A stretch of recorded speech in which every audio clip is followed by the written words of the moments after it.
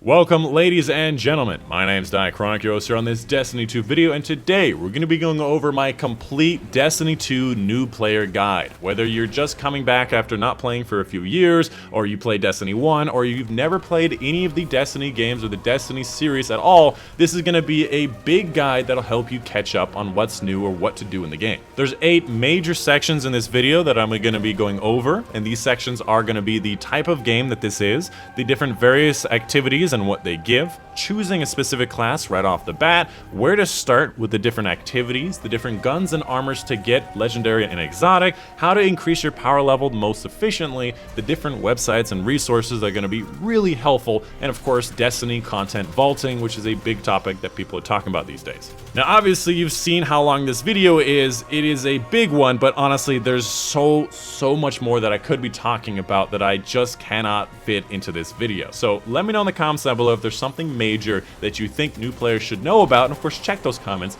for more of those things. Without further ado, let's go ahead and get started with the first major section, the type of game. If you don't know, Destiny 2 is a first-person shooter, massively multiplayer online role-playing game, otherwise known as a looter shooter. There's a lot of activities in this game that range from incredibly easy to incredibly hard, so no matter where you are in the spectrum of first-person shooters or gamer, you have some things that you can do and some things that will challenge you.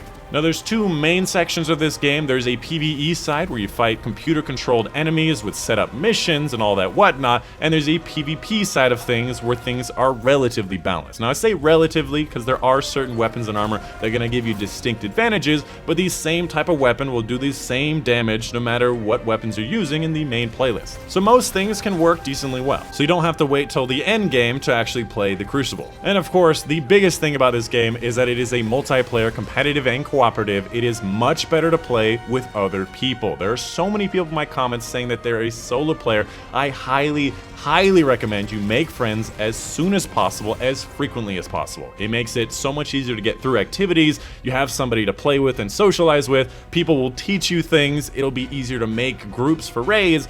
Get knowing people, and it'll be as simple as just going to the tower and sending messages to random people. The next major section, I wanted to talk about the major activities. I'm not going to go into full details about each one of them, just wanted to give you a general idea. Firstly, you have the patrol, where you can get to a free roam on any of the planets, which is the easiest thing to do. You can have flashpoints, public events, adventures, lost sectors, a bunch of different things. Next, you have the strikes. There's a strike playlist where you fight through a specific mission where there's enemies, different mechanics, and of course a boss at the end that's totally randomized and match made, a very easy thing to do. On top of that, there's also Nightfalls, a much harder version of each of the strikes with a lot better rewards, so it's a big range in the spectrum. Next, you have the Crucible. As mentioned before, this is player versus player. A bunch of different playlists like Kontrol, Classic, Free-for-All, a bunch of different sweaty, high-reward playlists like Trials of Osiris, trying to go for Flawless, Iron Banner, seasonal events, stuff like that. You also have a special game type called Gambit, which is a combination between PvE and PvP. You've got the regular Gambit, you've got Gambit Prime,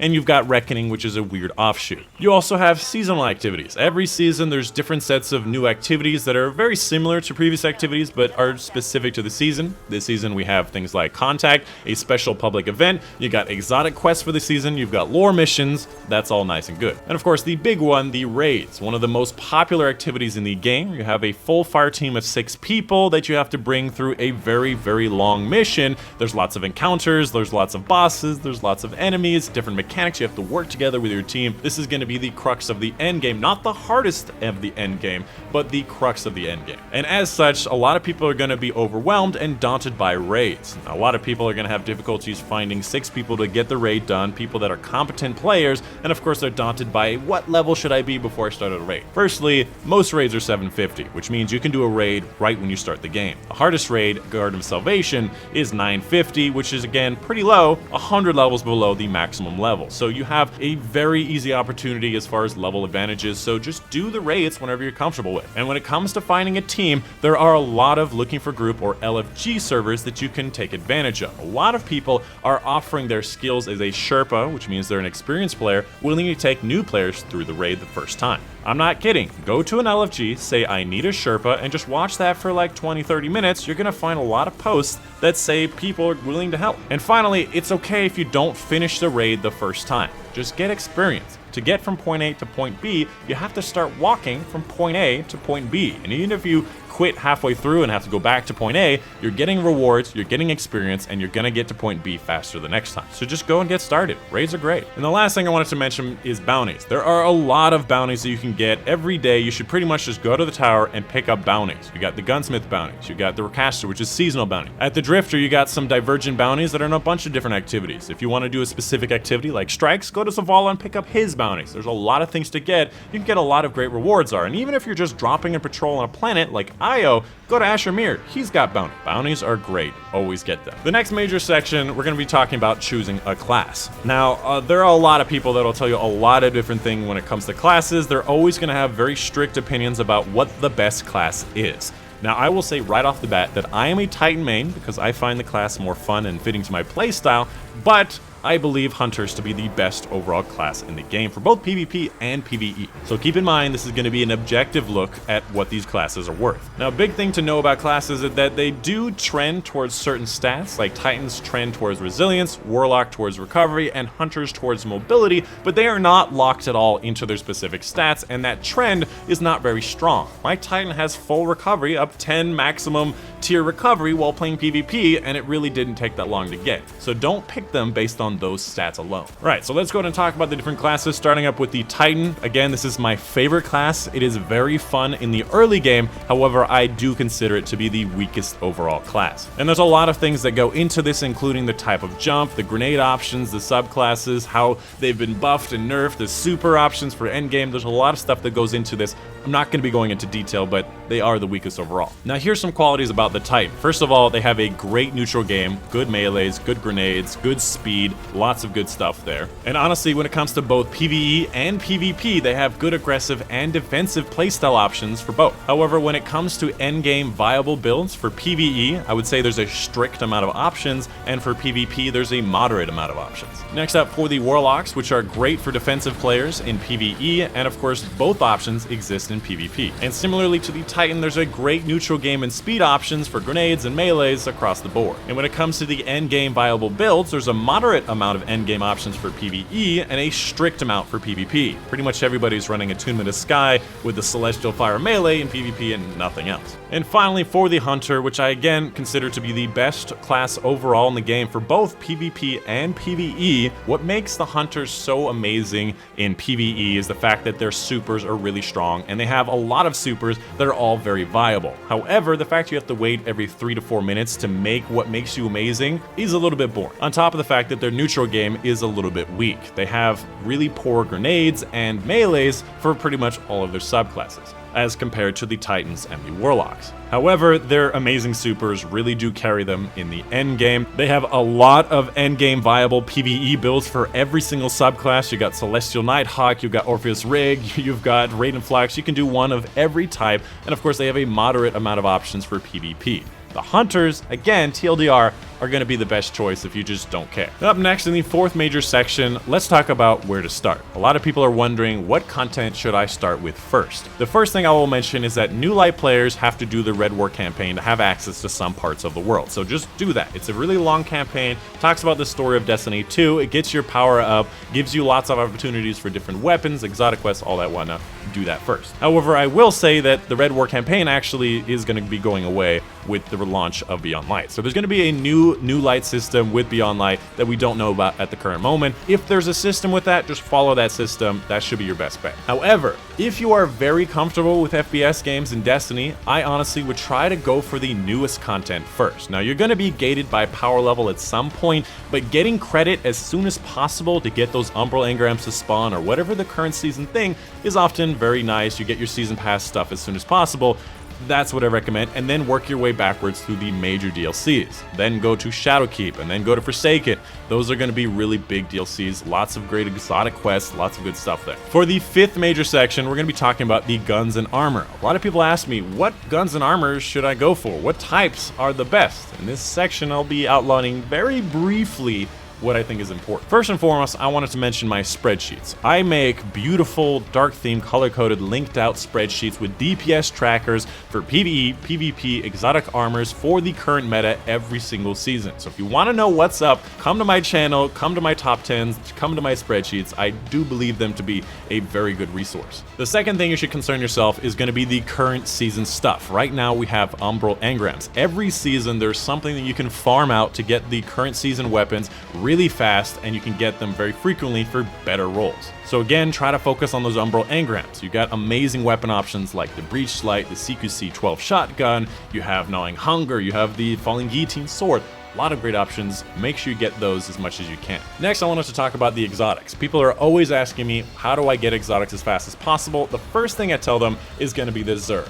He gives you an exotic armor of each of the different classes and an exotic weapon every single weekend for a decently cheap price. And because you can specifically choose which exotics you get, if he's selling Celestial Nighthawk, you can just get it, and you can get it with a good high stat roll. And if you want to know what the Xur is selling or info about those weapons, whether they're worth it or not, honestly, watch my weekly Xur videos. I release them every Friday, and I give you info about the different weapons, where he is, and whether these things are worth it. And if you've seen my spreadsheets, you know when I talk about weapons, I give you a lot of really good details. Outside of that, most of your exotics will come from random drops in the wild, prime engrams, maybe umbral engrams have them, season pass gives you a bunch of different ones, and of course high level activities like Master plus Nightfalls. And if you need to farm them, and you have no other way of getting them, farming Master Nightfalls have a very high chance of giving you exotic engrams, but again, that is much more endgame. Next up, let's talk about guns in general. Now, the first thing I'll say is you generally want a primary, a special, and a heavy ammo weapon in every build. Now, there's some builds that vary,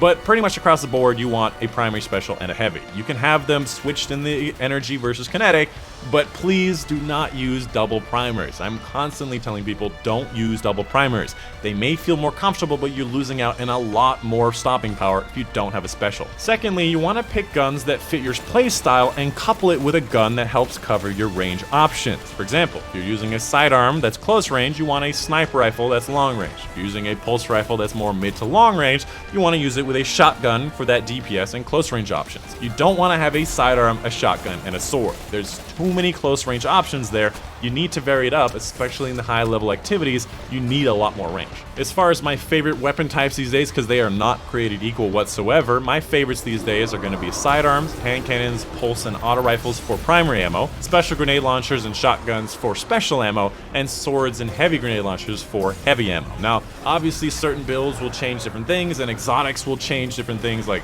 the Xenophage is incredibly powered, but it's a heavy machine gun. You know, things change, but generally for legendary weapons, that's what I use. Next up, let's talk about the general armor stuff. This is not going to be about the exotic armor, but a lot of this can be applied to the exotic armor in the same way. A lot of people are always asking me what kind of stats you should be looking for, what distribution, what mods, all that whatnot. When you're first starting the game, just play it. Don't worry about the armors. You're going to be switching armors constantly, but along the way, if you ever see an armor with a 60 plus total stats, if you look at it, you'll say total stats on the right, then I would keep that, because those are generally the better kind. Now, here's a pro tip. On the season pass, pretty much every seasons in levels 37 to 57, the armor is actually a very high total stats. You'll see total stats from 63 to 67 across the board on those season pass for each of your characters. So get those. That is a great place to start. However, they are specialized for your particular class. The Titans will get a lot of resilience, the Warlocks will get a lot of recovery, and the Hunters will get a lot of mobility. The Titans are kind of getting shafted every season with that because resilience is really bad,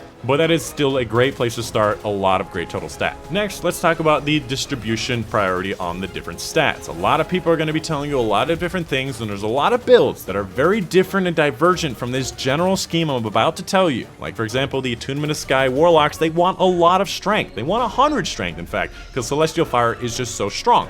But there's a general priority that you can generally prioritize if you are not looking for a specific build. And that priority order is going to be recovery, mobility, discipline, intellect, strength, and resilience. Recovery is always incredible to have. It heals you very quickly, more frequently, and resilience doesn't change how much damage you take before you die by very much. It changes it by like 5% from like level 1 to level 10. So it's really not a lot. And again, this is a general scheme. If you just want a TLDR, that's how I would recommend it. And the last thing I wanted to talk about are going to be the mods. Now, mods are things that you put on your armor that are obtained through vendor engrams, completing activities. Enhanced mods can be gained through endgame activities like Iron Banner, Trials, Master Plus, Nightfalls. If you've never seen the armor model, you're very confused. Every armor 2.0, which is any armor that's dropped after year 2, we're currently in year 3, will have an energy system. Anywhere from 1 to 10, allowing you to use more mods depending on how much energy you've used. So if a certain mod requires you to use 3 points, another one requires you to use 4 points, you need to have at least 7 points in your armor piece. That generally makes sense to people. Now the confusing part comes into the type of armor and of course the elemental affinity of the armor. Each type of armor, the headpiece, the arm piece, the chest piece, will have a different set of mods that'll be in each one of them. The headpiece will have things like targeting and ammo finder.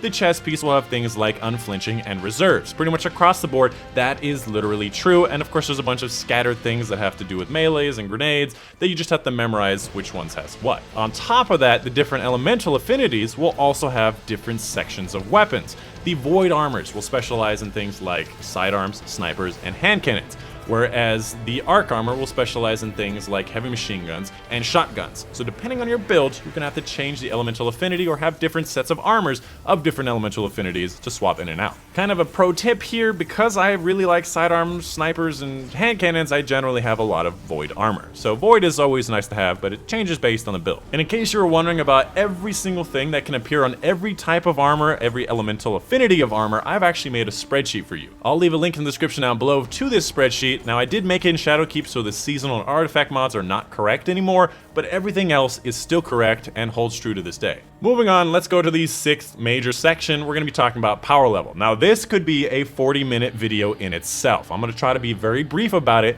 Let me know in the comments down below if you have any questions. Now firstly, power advantage and disadvantage is very significant. If you're playing a PvE activity and you are 20 below the recommended level or the level of the enemies, you're going to be getting one shot by sniper rifles. Likewise, if you're 10 levels above the activities, you're going to be able to survive a lot of shots in a row and do a lot more damage to the enemies, a lot more DPS. So generally, you want to have as much power as possible. This includes the artifact bonus and of course the regular armor bonus. This also actually applies in Trials and Iron Banner, where level advantages are enabled, where it just takes your gear advantage, not your artifact bonus, to give you more damage and take less damage. Now there's 3 main sections when it comes to leveling up your characters. There's the 750 to 1000, which is going to be any blues, any legendaries, any powerful pinnacles. They will help you level up. I recommend just playing campaigns and stuff. You'll get pretty quickly from 750 to 1000. After that, to get from 1000 to 1050, you want to get powerful gears. You got tier 1, 2s, and 3s. They will all help your power level from this point. The random blues and legendaries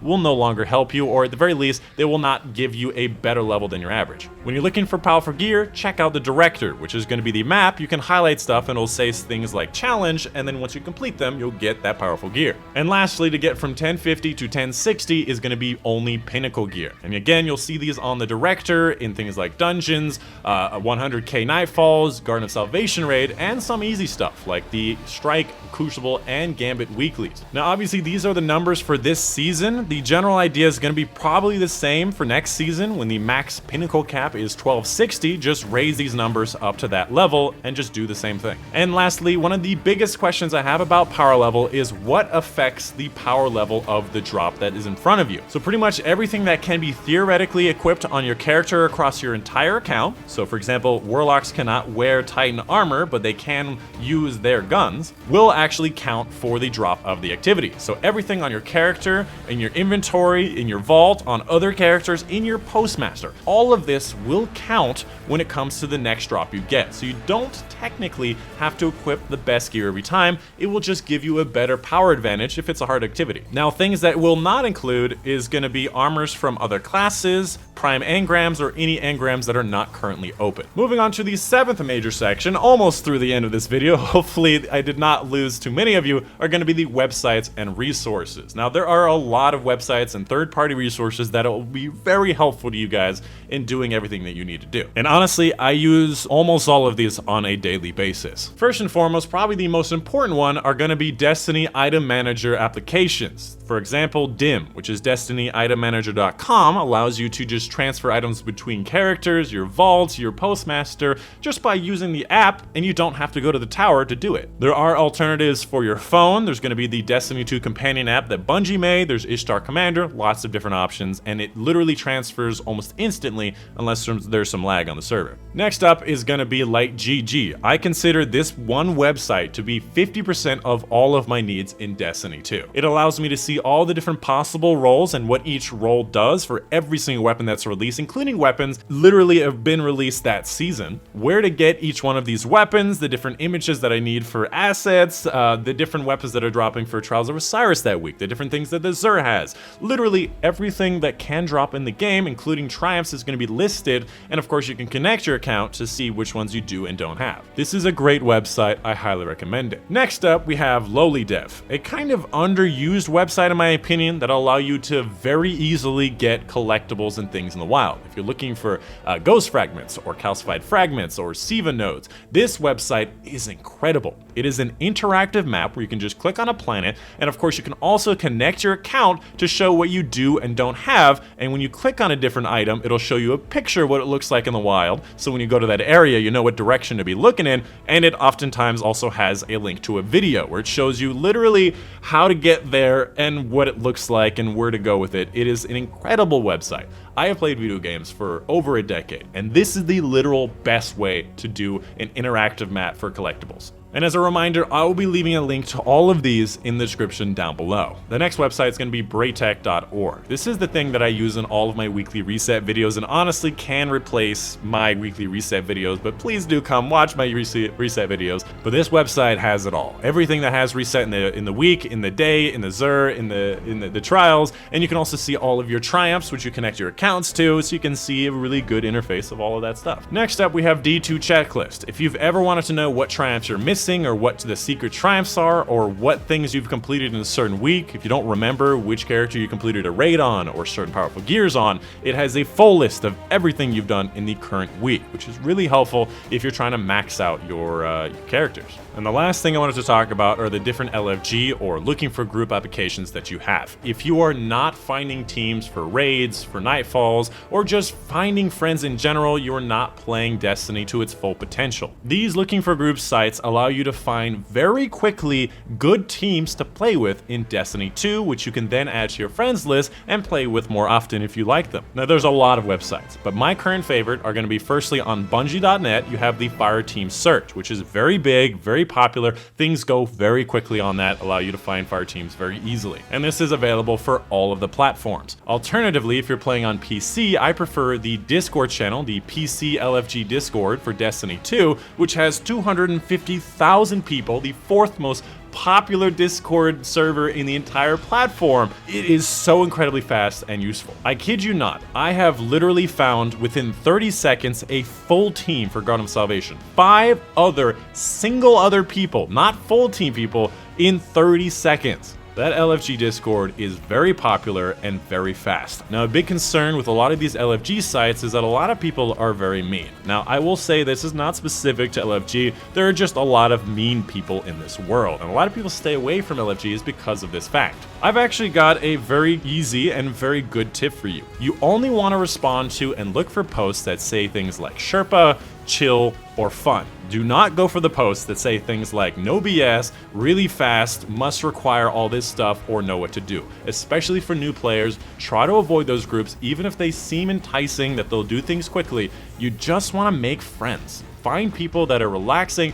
that is enjoyable to play with. That is the most important part when it comes to the game, and eventually you'll get really good and you can join those new no BS people that might actually be good people too. But as a general rule, stay away from the people that just want to grind it and do it really fast. And the very last thing I wanted to talk about, the 8th part of this video, is going to be Destiny content vaulting. You probably heard DCV or Destiny content vaulting many times, and what it is that a lot of the old stuff and a lot of the old planets are going to be going away with the release of Beyond Light. Now there's a full list of things that are going to be going away on Bungie's website. So if you want to know exactly what's going away, check those out. For example, a lot of the planets like Mars and Io are literally just going to be getting deleted so that new stuff can be added to the game. And the reason they're doing this is so that the game can be smaller in literal size on your computer, so things will load faster, so that like PlayStation doesn't have a 100 GB file for their game, and so they can evolve the meta in different ways that has been very restrictive with that big of file size. However, don't worry, a lot of the stuff that is going to be going away is actually going to be reworked in Beyond Light in Destiny 2. For example, a lot of the exotic quests like the Thorn or Ace of Spades, they're going to find a way to work them into new quests or new exotic pools, so you don't have to grind out all of those quests. It's just that we know which quests are going to be going away. So really, there's really not a lot to be worrying about, but there is a lot of stuff you can do if you really want to get those triumphs or really want to get those weapons before the content vaulting. And that's it. That is the end of the video. I know this video is probably in the range around 30 to 40 minutes long. I know it was a really long video, but a lot of this stuff is really, really useful, and I can almost guarantee you, no matter what your level of experience is, you probably learned something in this video, because there is a lot to Destiny 2. And especially as a new player, there's a lot of overwhelming stuff, and hopefully I was able to assuage and ease those concerns. And again, if you had questions, leave them down in the comments down below. Head over to my Discord server, where I'm much more active answering questions. You can get a better or quicker answer. And of course, just in general, if you like the video, leave a like, subscribe for more videos like this, and of course share it with your friends. I cannot stress how important it is when you have friends playing this game, share this video with them. They're going to learn a lot of stuff that's going to really help them out, and of course they're going to have a good time. And of course, videos are not possible without the support from you guys. If you don't know, I have a Patreon, and I know this is the general thing people are going to skip out on, but it really would not be possible without your support. So if you have ever liked my videos or you've seen my spreadsheets and you want them to continue, please consider checking out my Patreon, because the first thing to go when I cannot support myself anymore is going to be those spreadsheets that take 15 to 20 hours every single week. So please check out the Patreon. Even if you can only give like $5 once for 1 month, please check it out. Every little bit helps. But yeah, that's going to be the end of the video. If you guys did enjoy, my name is Dychronic, and I'll see you guys on the next one.